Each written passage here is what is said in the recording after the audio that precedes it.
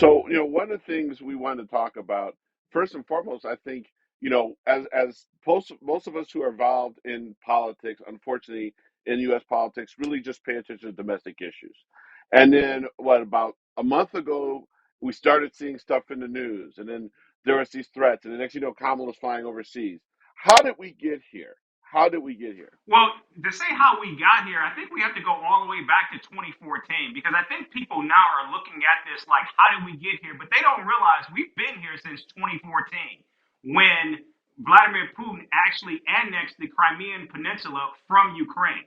And when he did that, it was always the plan, it was always his play to take all of Ukraine because Ukraine was seen as the crown jewel for Russia. And also because, not only because they're neighbors, but when you look at when you look at how Ukraine is actually situated, by being able to overtake Ukraine and install a puppet government there, he creates this iron curtain that now essentially walls off Russia proper from all of Europe.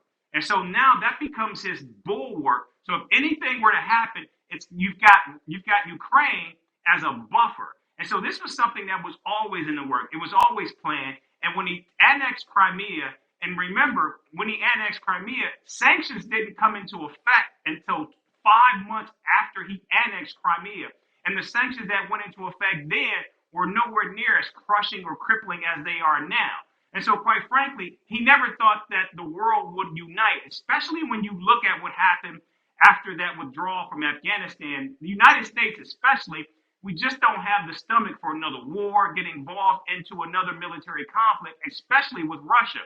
And so I think the play for Vladimir Putin was, I'm going to go into Ukraine. I'm going to take it. They're going to whine. They're going to gnash. They're going to be upset. They're going to throw some sanctions around. But they're going to do what they've always done. They're going to do what they did when I took Georgia. They're going to do what they did when I took Belarus. They're going to do what they've done whenever I've installed a puppet government somewhere. There's going to be gnashing of teeth, but nothing's really going to happen. So this is something that's been in the work now for 8 years. And now we see it playing out.